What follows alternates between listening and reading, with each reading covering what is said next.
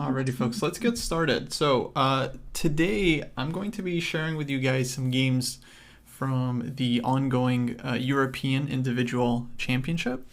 This is like one of the strongest. It's not exactly an open tournament because you have to be, I think, a European citizen to play, but it's a very, very big tournament, tons and tons of grandmasters, and usually it's a huge qualifier for the World Cup, so it's often very, very strong. And of course, it's very prestigious, like championship of Europe. And so, as usual, there's often lots of interesting games. And for me personally, I really like the games in the first couple of rounds where you have some of these like top grandmasters, like 26, almost 2,700 rated players, playing against players that are pretty strong themselves, like 2,350, 2,400, but clearly like a class below the GMs. It's always interesting to see how like the GMs outplay some of these very strong players, but clearly lower rated. And sometimes you get upsets as well, right? And so it's always exciting to see someone take down a GM in the early round. Question: do you have to turn your camera on? No, you don't have to. Totally up to you. So I'll put some positions for you guys to think about. Some of them will be kind of tactical, some more strategic. You're usually going to be asked to find the best move or some kind of continuation. And the way these classes work, generally when I ask you guys questions, I do ask that you send in your answers via private chat. In fact, I might just turn off the group chat once we get into the puzzles. And if you'd like to talk, like unmute your mic and give your answer out loud, you can type an exclam with your answer, and that's how I'll know that you're okay to be called on. And then I might call on some of you guys if you have the right answer and want to explain. Okay, let's get to the first position. This one comes from the game between Korobov and Salimova. And actually, I'll just quickly play through the opening here. This one starts off at c4, but transposes to normal Grunfeld. And we get kind of typical exchange variation. Knight c6, bishop e3, b6, rook c1, and queen to c7. Okay, now this is more of an opening question, but white to play. Let me give you guys a couple minutes to think about a move to suggest. How should white start off by playing this middle game? I'll give you guys 3 minutes on the clock, and you can send in your answers straight to me.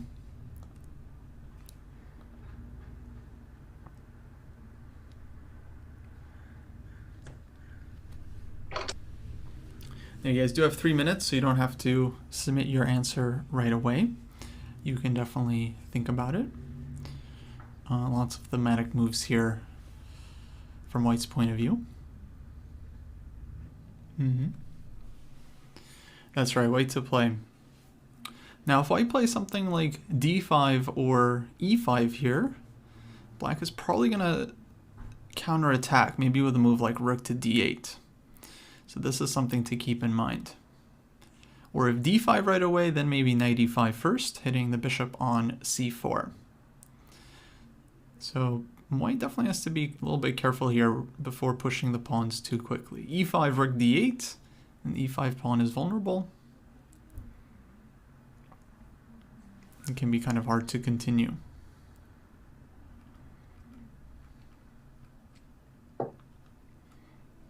Okay, queen d2, definitely very normal move here. Knight f4 is also possible, trying to get the knight to d5. But of course on knight f4, black can always meet this with maybe e6. And then the knight on f4 is going to have to go back, because e6, rook d8, and d4 pawn will be hanging.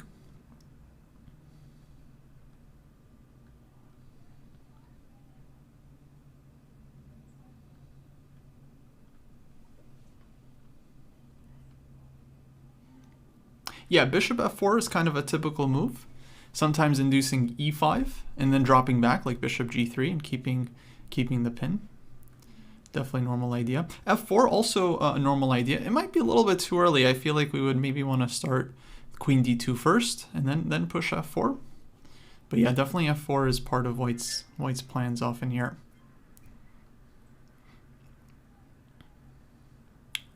Okay, some more reasonable moves. h3, f3 for sure.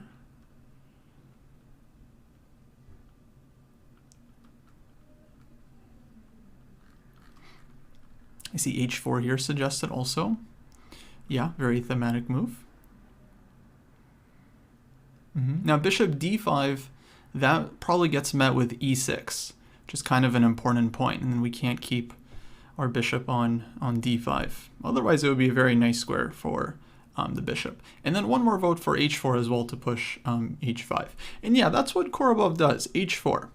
Probably he prepared this one. I mean, very strong player. I'm sure this is part of his opening book still, but it's one of these ideas that's like, okay, in the past we thought, it has to be a rook on h1 for this to really be effective. But actually it turns out like in a lot of these Grunfeld middle games, people have started playing this one in all kinds of positions. Now the idea, of course, is to go h5. And from there, it kind of depends. Sometimes you might want to take on g6 and maybe leave black with some weakness, especially like knight f4 can target this one as well. It's also very common to just push the pawn all the way to h6 and then take a lot of space. And then it's not really playing for mate, but just to make black's life difficult in the long run, as this pawn is going to take the g7 square, then black's king always has back rank issues, and this can extend all the way into the endgame. So surprisingly annoying idea, actually, despite it looks like a position where white is not exactly, ready to just launch a furious kingside attack. But I would say this one is more of a mix of like positional pressure and also possibly looking for the attack as well. So black reacts with e5 here. So trying to strike back in the center. And well, let me ask you guys, how should white continue here? Let me give you another 3 minutes. Okay, some suggestions for d5, closing the center. Very natural move. And then black either plays like knight a5 immediately, or maybe rook d8 first, and then eventually knight a5, and maybe a knight b7, knight d6, trying to put the knight on the blockading square.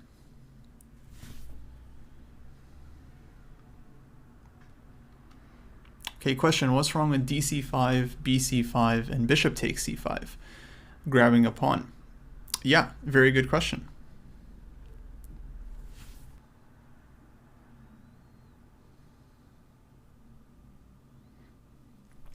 Okay, so yeah, a lot of good suggestions here. H5 would have been a very reasonable move. I think just as strong.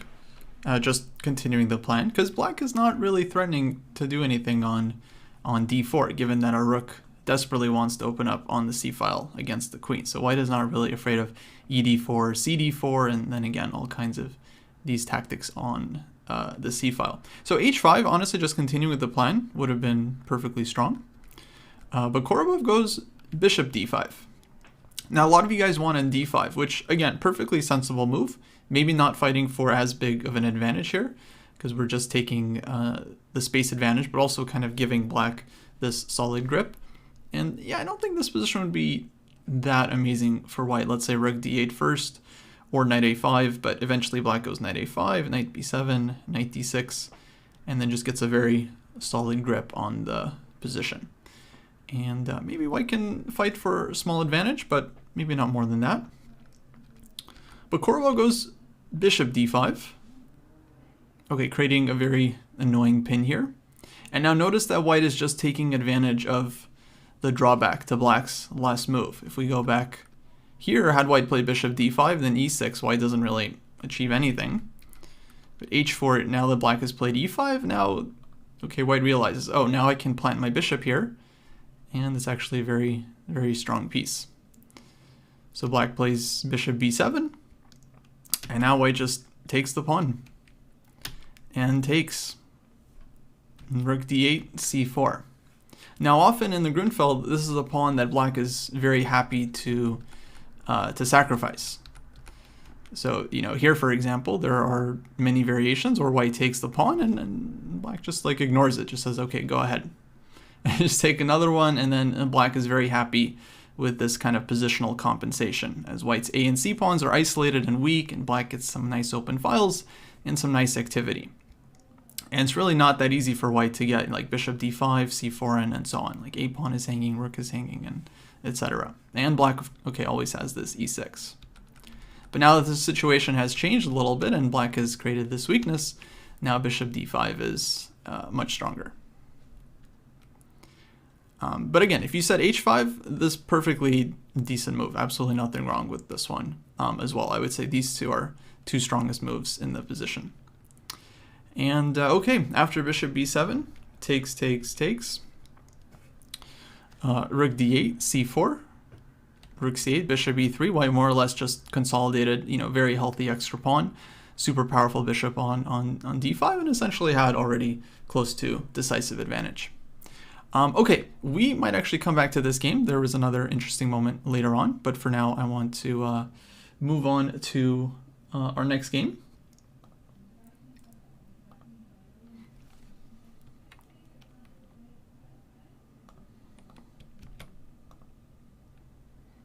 Okay, and this one is white to play. This actually, let me get the player names on here as well.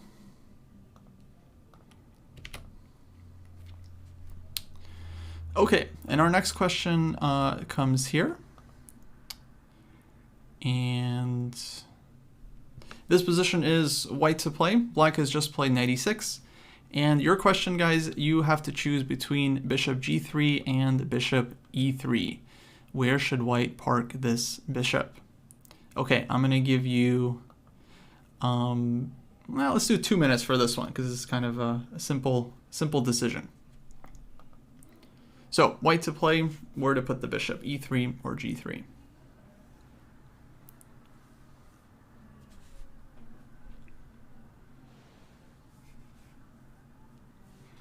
Why can't white do bishop takes d6? Good question. I think bishop d6, let's say black takes with the bishop. You go e5, right? That's the idea. Black plays bishop takes e5, rook takes e5. And then black might have like knight d4 at the end. Some annoying tactics.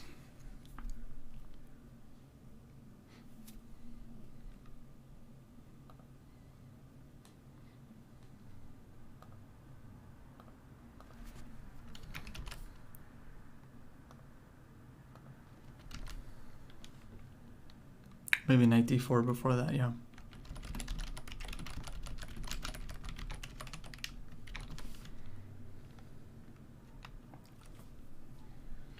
Okay, guys, and with your answer, please tell me why you're choosing bishop e3 or bishop g3. Because maybe you'll guess the right move, but maybe not for the right reason.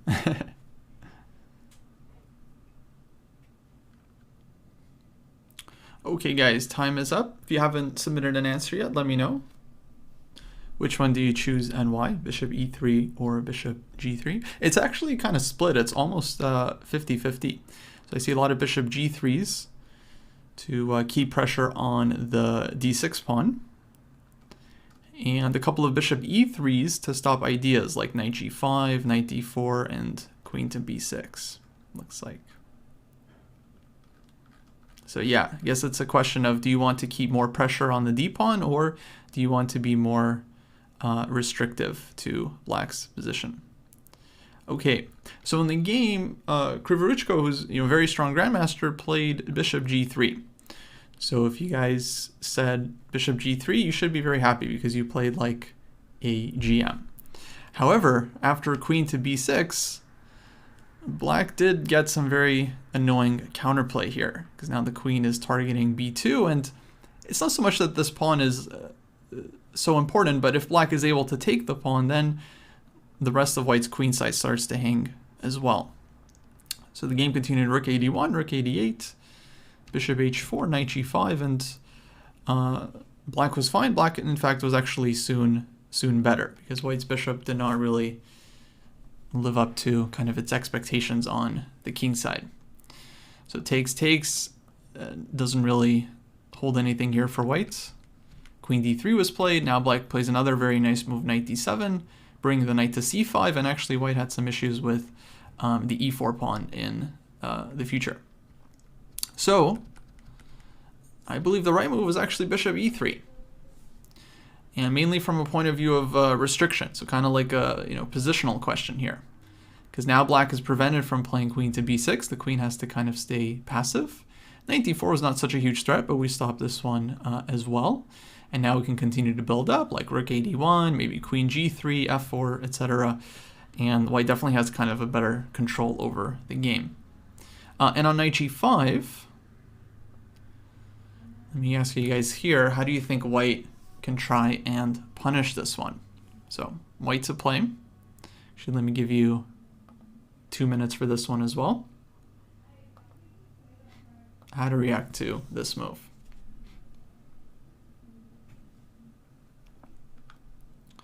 Okay, yeah, so bishop takes g3, hg. So queen f5, not so good because black can just react rook e5. Kind of nice defensive move with tempo. And white is forced to go back. There's a suggestion to play rook a d1 and trying to play for e5. Absolutely, I think makes very logical. And then a few of you guys realized, hold on, maybe white can just push e5 right away. With the idea to play d e5, knight e4. And yeah, this is just very, very strong. White is just attacking the light squares here. This pawn on f7 is a big target. Of course, knight takes g5 is a huge threat. Rook a d1 is coming as well, hitting the queen. And yeah, black is just in huge, huge danger here. Very, very difficult position. Or if rook e5, then essentially same thing. Knight e4, and black has trouble defending everything. Okay, so I thought it's kind of a nice example. Of course, again, Krivorushko, super strong player. I'm sure he had his reasons for playing bishop to g3, but feels like this kind of restrictive move would have given white a little bit better chances in this one. Okay, guys, let's go to the next one.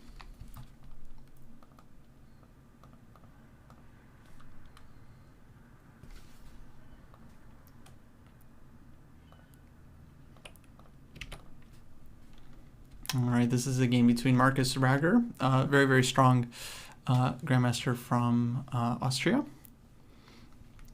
And this was a Ruy Lopez, Berlin. And we'll just play through the opening moves here until we reach the key moment. So white spends an extra tempo here to push d4, kind of taking the center. Knight f1, black plays knight h5, playing for the f4 square. White does the same. Bishop c2, very nice move, defending the knight on f5. And black plays h6. Okay, white to play. If you guys are e4, e5 players, it might be kind of a thematic position for you guys, but let me give you 3 minutes on the clock. White to play, let's figure out a way to improve our position here. Yeah, Ryo's already nailed it, very nice.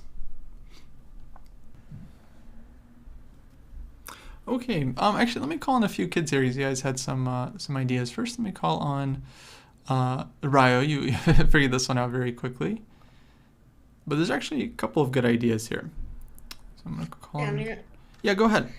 Okay, we want to go g3, obviously, but just takes our pawn, so we have to go h4. And this also helps, like, preventing, like, knight g5 later on, if he checks us. So after h4, basically... Our threat is to go g3, sorry. Mm-hmm. And after knight e6, we actually even might be able to trap the queen d5 and then bishop g5. So he's like in a bit of trouble here. Yeah, just kicking black back. So you want to go h4 so that g3, there's no knight h3. Yeah, no stuff there. Okay, very good. Yeah, h4 is, I think, very decent move here. Again, setting up this g3. Also, white might even be able to play h5 in some positions and kick the other knight back as well. Sepper also had a good idea. Actually, a couple of people did as well. Let me call on Sepper here. Eric, can I ask a quick question about h4? Yeah. Mm-hmm. Why can't black take on f5 and go like knight h4? Oh yeah, good question. So let's see. So takes. Some people might want to know. Yeah. Knight takes h4. Let's think about this one for a sec.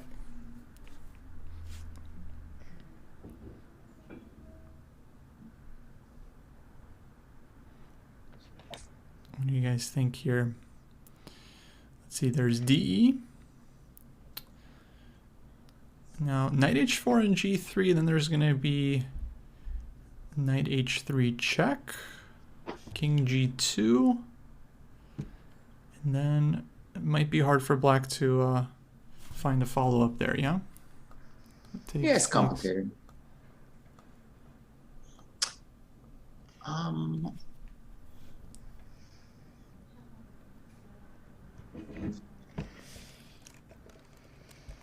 That looks unpleasant. Yeah, maybe it can go queen g5 after g3, that's right. But that feels like why King can't f1? we, yeah, move the king, even like king f1 or king h2 also. King h2, queen h5. But I mean, okay, I would think that's a nice endgame for white. But king f1, Sure. then okay, actually maybe just stronger, just going for the piece. Greg, but what? Okay, separate. Yeah, you had other idea altogether. So I thought that like Ryo said, it's good to play g3, but I thought we played immediately. And the idea is that it doesn't matter if the pawn falls. So takes, yeah. So king g2, Mm-hmm. knight g5, Mm-hmm. knight g5, HG, yeah. and then here there's like two moves that are good, both queen h5 and potentially rook h1. So one of these two moves, yeah, but basically playing both next. Yeah, Yeah, queen yeah, h5 first, let's say rook h1, and yeah, I mean, looks like just extremely Yeah, dangerous it's attack. crushing.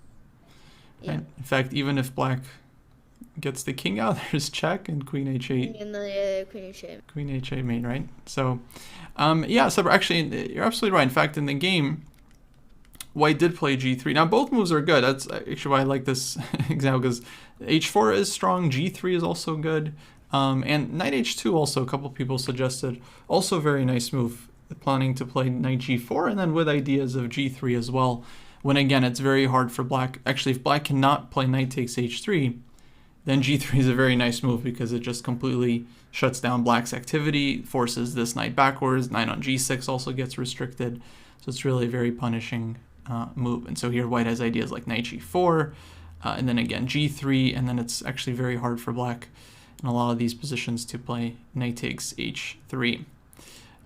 So yeah, in the game he did play this one, and black ended up going back knight e6, and now white played knight h2, and yeah, now we see the power of this move. Takes, knight g5, knight g4, queen d8, h4, and Rager basically just, you know, totally annihilated his opponent on the king side. Takes, knight went back to h8, which is very sad, but okay, knight e7, f6 also would have been just as bad.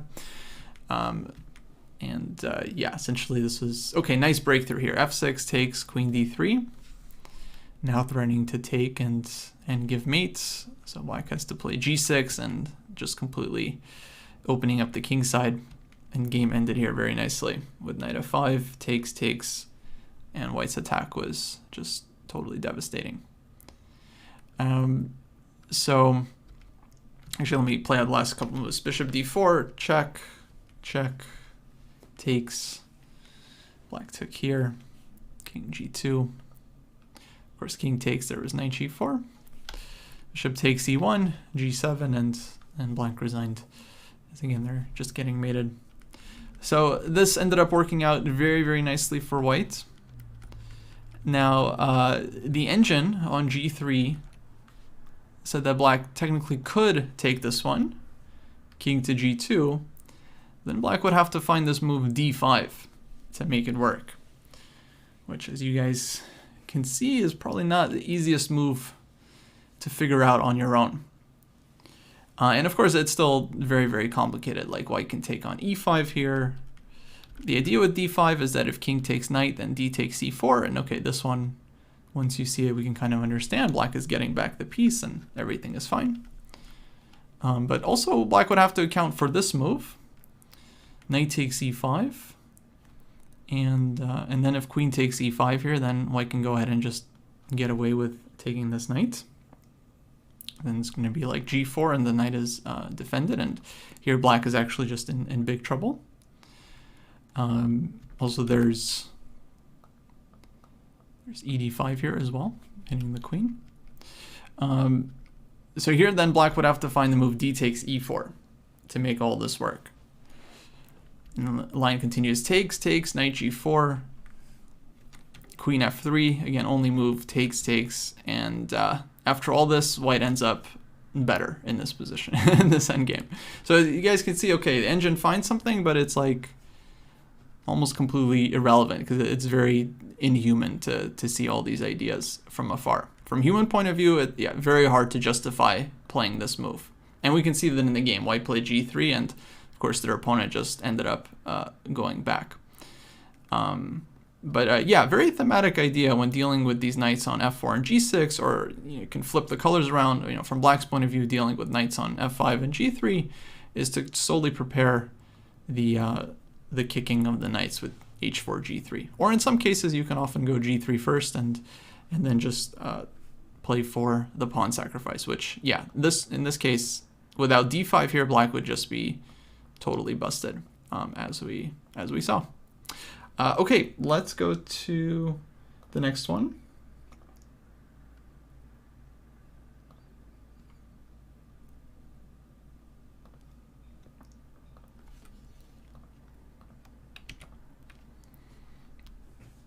Okay, and key moment here starts at this point. Black just played knight to f6 and white to play. How should we proceed here? Kind of a complicated position, so I might give you guys a little bit more time, but for now, let's start with 3 minutes, and we'll see what you guys come up with. So 3 minutes, white to play, what to do. Okay, so let's take a look. Again, last call if you haven't submitted your solution just yet.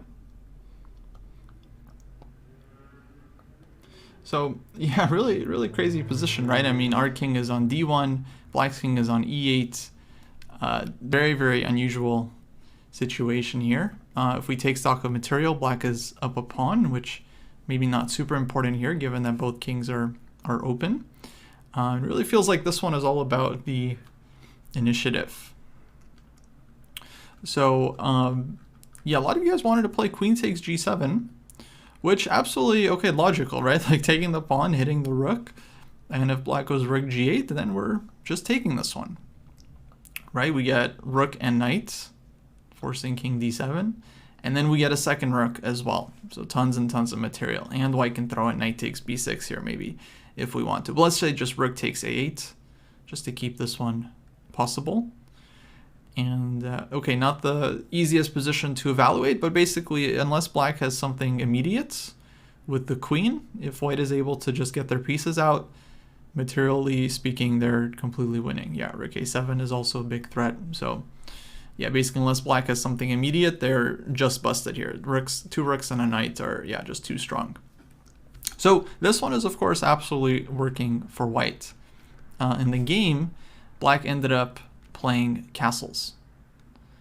Because what else to do?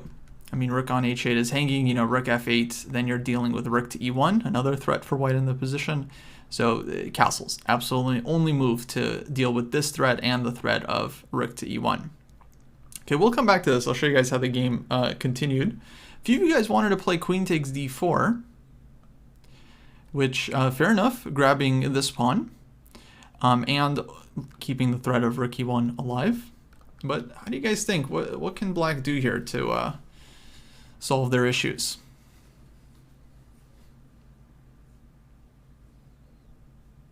Yeah, that's right. Vihan, Angela. Kevin, I would say that's quite dangerous. Guru, that one is hanging.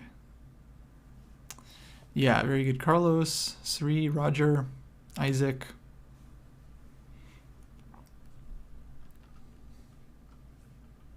Tori, yeah, exactly. Yeah, castle's kingside.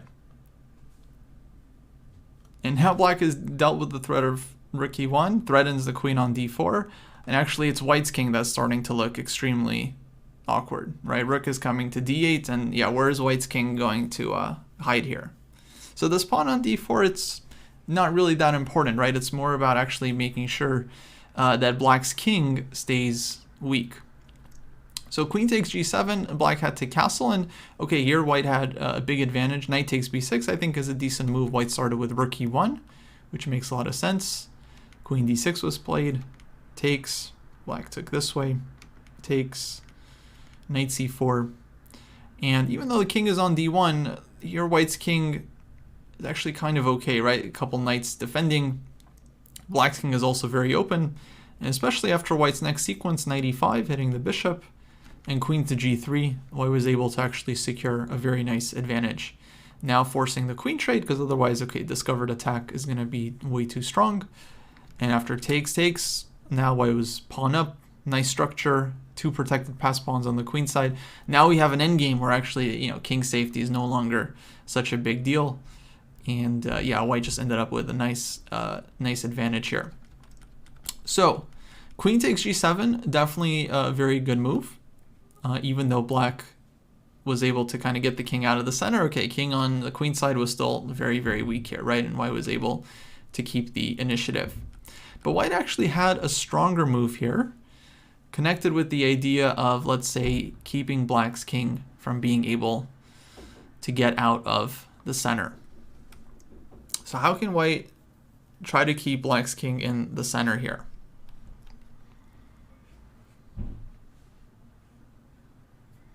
Okay, so queen f5, yeah, keeps the king from castling queenside, but then black castles kingside, right on queen f5, because we're no longer hitting g7. If queen g5, then black can at least castle queenside and get out of the threat of rook e1. That's why I want to keep black from castling, right? Because this rook e1 threat is actually very, very annoying.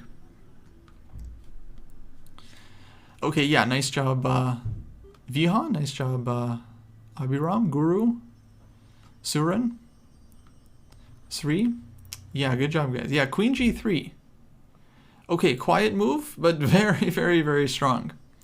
Just actually keeping all of the tension in the position. Now, legally, okay, black can still castle here, but the point is that there's going to be bishop a6 check, and the king doesn't actually ever make it to the queen side. Knight takes b6, and black's king is just busted, rook e1, and etc. So queen g3, very, very strong move. Of course, keeping the attack on g7, so black can't castle kingside. Now black can't castle queenside either. And next, rook e1 is coming, which is just very, very unpleasant to deal with. Because what to do? Knight on c6 is under pressure, and yeah, black has to try maybe like king f8 or something, but then it takes. So there's nothing to do, right? So very, very hard position. Very subtle move. I mean, in the game, okay, white play queen takes g7, and if you suggested this one, I mean, it's a very, very strong move because you're forcing, again, queenside castles, and this definitely is a very, very nice position for white. Okay, nice job, everyone. Let's go to our next puzzle here.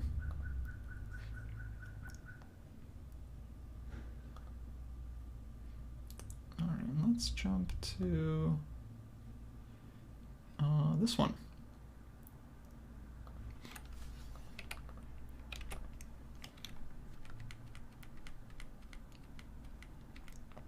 All right, so this is the game between Grandmaster Gusenov and somewhat low-rated player like 2370, Juksta. And this was a French.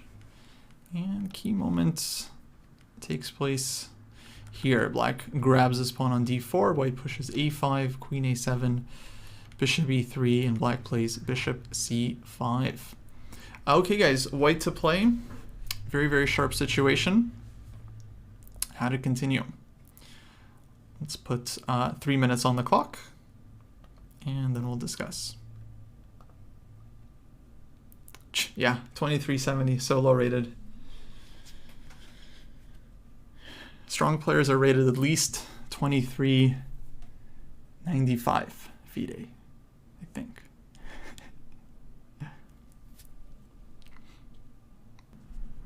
Alrighty, guys.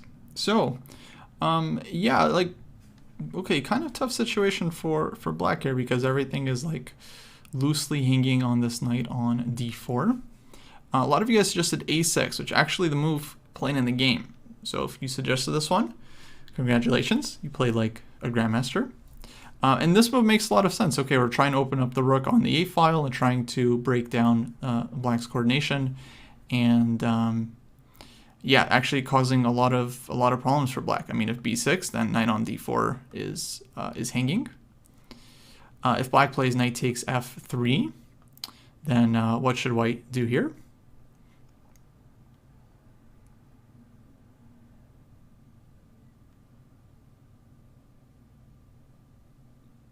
Bishop c5, maybe rook c5.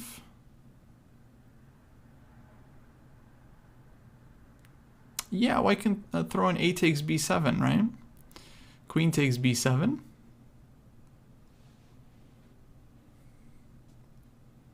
And now? Exactly. Yeah, very good. Bishop a6. As this knight on f3, it's not really attacking anything, so white just continues making, let's say, in-between moves. Say queen b6, we can take on c8. If knight moves away, we're just taking on d7 and winning material. Yeah, so white is ending up with extra exchange here. Let's say takes, and okay, now there's also rook a8 check, so basically big problems here for black. So a6 poses some very serious issues. The problem is black finds only move in the game, knight b5. And white still had some pressure here, but actually this one somehow survivable for black. So queen a4 was played, b takes a6, bishop takes b5, takes, and they ended up in this endgame, which granted was still better for white with the two pieces against the rook, although objectively it was drawn, but actually a very interesting endgame. If you guys have a chance, you should play through this one, because white wasn't exactly winning the whole time, but he ends up converting very nicely. Okay, but let's go back, because there was another very tempting option a few of you pointed out, and that was the move knight takes d4, with the idea bishop takes d4, queen g4. Okay, but here this one does need to be calculated a little bit deeper, so I want to see if you guys can find the key tactical point here. So try to follow along with your visualization, because I'm going to ask you guys for a key move. So the line goes knight takes d4, bishop takes d4, queen g4, hitting the bishop, hitting g7. Let's say black goes bishop takes e3, queen takes g7, rook f8, f takes e3, queen takes e3. So in this position, black's queen is hitting our bishop on d3 and also threatening queen to g5. So if we play some imprecise move there, like rook d1, then queen g5, and white's attack is actually shut down. Okay, very good. Yeah, Sepper, Guru, Vihan, Chenhuan, Kyle, Eric, Kelsey, Carlos, Angela,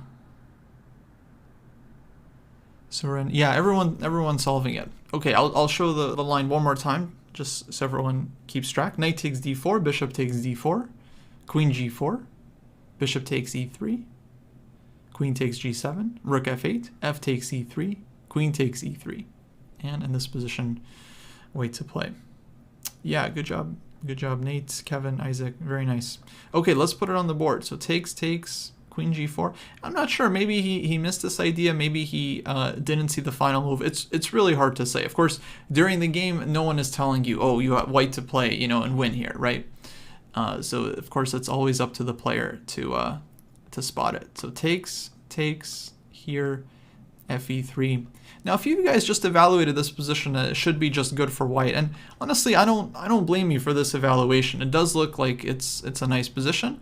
it's actually kind of fortunate that black has any resources at all here, but at the end, this one is quite annoying because bishop on d3 hangs, queen on g5 is actually a very annoying threat to shut down white's queen.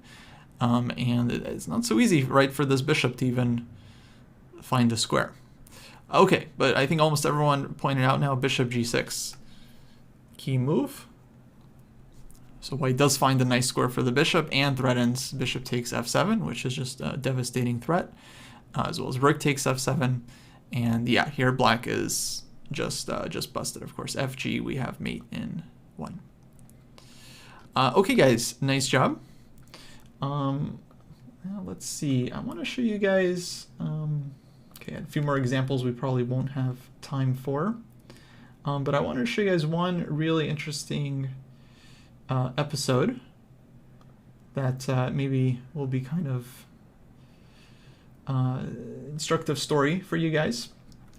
Let me jump to, this is actually board number 5 in the first round. Actually, this game took place. So this was a very, very interesting game. This was played by Andrei Volokitin with the black pieces, really strong Ukrainian GM, like almost 2,700. And his opponent is actually exactly my rating, 2395. So his opponent, strong player, 2395 FIDE. And they play actually very theoretical line in the Taimanov Sicilian. Some of you guys might be familiar with this one. With queen f3, nowadays this is just a very, very sharp way of dealing with the Taimanov. Castling queenside, putting the queen on g3, and so on. And both players, they play one of the most, one of the sharpest lines in terms of theory. So b5, bishop f4. Bishop takes b5 is also a move here, and then there's lots and lots of complications. Bishop f4, d6, bishop takes b5 now, so a little bit different move order. A takes b5, and here the main move is typically knight db5, and there's lots and lots of theory here after queen b8, and there's knight takes d6 and rook takes d6. Essentially,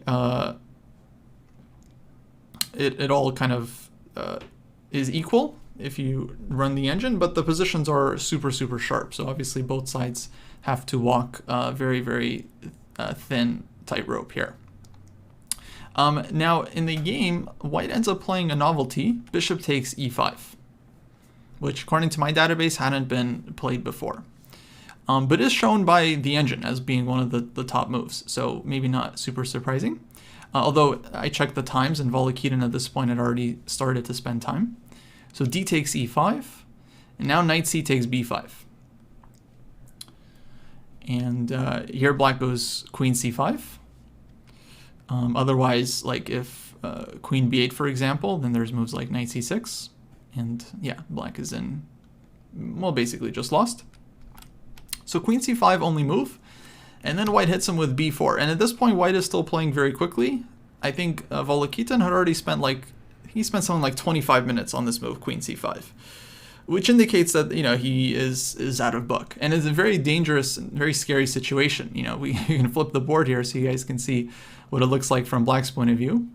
And even if you're a Sicilian player, you know, I think very few players enjoy getting attacked like this, especially if your opponent is just playing quickly and it seems like they're in prep and, you know, they have checked all the lines, and you think, yeah, one wrong move and you can just lose. Okay, so the idea behind this move b4 is, again, if queen takes b4, then knight c6 is basically just winning. So black ends up going queen c4. And this is not the top move according to the engine. Queen b6 was the only move according to Stockfish, and probably the main move that white had kind of been preparing. Because at this point, after b4, queen c4, the white player here starts kind of spending time. So indicating, okay, they're out of book. They know that their engine, you know, didn't suggest this move, so they know it must be bad. And so they start looking, right, so for some kind of winning continuation. Well, white to play, guys. How would you continue here? Let's come up with some ideas. You know the position's supposed to be good for white, but how exactly to follow up? So knight f5, not really sure what happens after queen takes b5.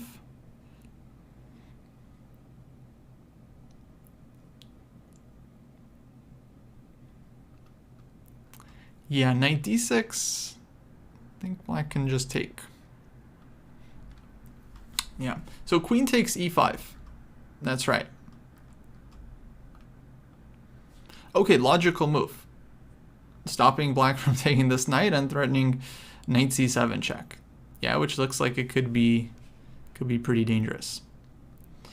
So black goes rook takes a2, only move. Knight c7 check. King d7. Okay. Now white to play. What to do? Okay, so it seems like first reasonable move here is like knight d takes e6. I mean, this looks super violent, right? It feels like it should be good. But let's take a look. Black goes king c6. And now how to follow up. Because black's pieces are oddly, covering a lot of squares. Okay, knight d8 check, very good. King b6.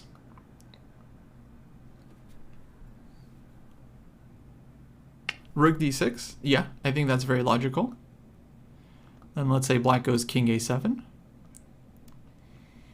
I don't want to let your queen in.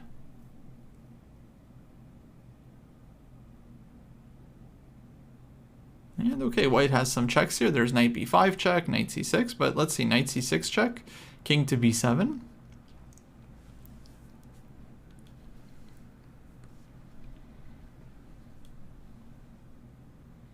And we can try knight a5 check.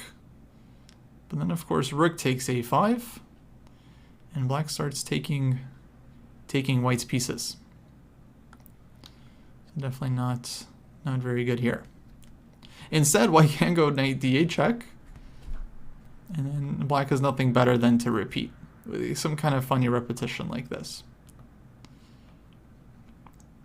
So it turns out there's actually nothing concrete after knight takes c6, no forced win. King c6, knight d8, and neither side has anything better than this perpetual. You can also try knight d5 check here, but then black takes. And yeah, white is this one even, king a6, queen a8, and again, perpetual, but no win. So knight d takes e6 is not working. You can also try knight d b5 check, but then after king c6, white actually has no follow-up here whatsoever, and the king is slowly running away. And if anything, white needs to be pretty careful here, right, with black's counterplay. So in the game, the player playing white here ended up spending like 30 minutes just trying to figure out, because like he knows, engine says that has to be something for white, right? Like, in my prep, I know queen b6 is the only move there, and then black is somehow okay. I think the line is like here, takes, and okay, it's very, very sharp stuff, but game continues. So after queen c4, white's there thinking, like, I know there has to be some kind of win here or something, some kind of big advantage, but what to do? So check, king d7, and he ends up playing knight cb5 back, which is actually a very logical move because, removes the knight from being under attack and covers the d6 square, and then sets up all kinds of discoveries now that could be potentially fatal. But of course, this allows black the chance to repeat. So of course, black goes king e8, and now what to do? If knight c7 check, king d7 would be kind of very funny repetition, but fortunately nothing more than a draw. So then white ends up playing, I think after spending like, over an hour on the last couple of moves, queen d6. And sometimes this kind of thing happens where it's like, the engine kind of drives you crazy. It's like, that there's supposed to be something, and so you really try to make something work. So okay, queen d6, threatening to win with knight c7, and of course the idea is takes. White will keep an extra piece with knight takes c4. Okay, but black to play. How should black react to this one? And queen d8 check, actually another threat. Yeah, thank you, Ryo. takes, knight c6 double check, and rook d8 mate. But okay, does black have any defense or time to resign? Yeah, very good. In fact, okay, we're running out of time here, so we'll speed it up. Black has actually multiple moves. Queen takes b5 is actually kind of a funny solution. The idea that takes, and black is up a piece in the end. So of course, white sacrificed a piece to get to this point. So queen b5, bishop e7 also defends, giving the king the f8 square. I like this move very much. But the Volokinin solution, and if you mentioned this, is the simplest. Rook a1 check. If king d2, there's knight takes e4, and black wins. And after king b2, queen a2 check, king c3, knight e4 again, and game over. This was resigns. So a tragic game from White's point of view. He, gets this huge prep in against a really strong player. What about queen b4? But ends up losing with queen d6. This one was just a tragic blunder. At what point? Here or after rook a1 check? Okay, here there's knight c7. Yeah, so at rook a1, king b2, queen takes b4. But then rook ends up hanging on a1, so this one is not so great for black. That's the problem. Yeah. Okay, all good. So it begs the question, yeah, what was white supposed to do? Yeah, of course, it's easy when you turn on the engine, but it shows that like sometimes when you prepare these like really sharp positions, you have to be careful. I think I did a full lecture for you guys a little while back, but you have a sharp position, but then if you don't find the right move, you might just end up losing, right? Because white's king is in huge danger. Well, what was the problem in all these lines? The issue was that black has this counterplay with rook a1 check, and it's actually very hard for white to, white has to basically deliver mate with checks, otherwise black's counterplay is very annoying. So here after king d7, white needed to play this move king to b1, which, I don't think anyone suggested, which I don't blame you guys. Not a very easy move to find. And I'm not sure if white, considered this move during the game. But once you see the move, okay, then it starts to make sense. We stop black's kind of main source of counterplay with rook to a1. And now we're threatening, knight b3, takes, all this stuff, and yeah. Or even this threat is actually very serious, just hitting the rook. So of course, very, very tough move to find. That's why I wanted to share this one with you guys, because like even when you get your prep on the board, the game is not over, and you might actually be walking into a very, very sharp position where you have to now figure things out that are maybe easy for stockfish when you're working at home, but very, very hard over the board. What about knight b3 first? Yeah, knight b3 check. Let's see, king goes to c6, and then on knight a5, black is ready to just sack and bring the bishop out. So this one was kind of the problem here. And of course we don't have king b1 with c2 hanging. So that's why king b1 is stronger first, while the knight on d4 is still covering this one. So yeah, very, very tough move to find, right? I mean, very, very hard. Again, once you see it, okay, then it starts to make sense. Black actually has a very hard time doing anything. This rook is hanging, queen c7, there's knight b5, knight takes e6. But yeah, but now the attack is breaking through. So, kind of a tragic story, but I wanted to share this one with you guys because it happens quite a bit when you like prepare something, you're ready, you get your prep on the board, you're feeling really happy, but then your opponent makes some natural moves and you should be winning, but how exactly, right? It's often very, very difficult to figure it out. And of course the calculation has to be 100% on point if you're going to enter these kinds of sharp positions. It also speaks to the value of playing training games.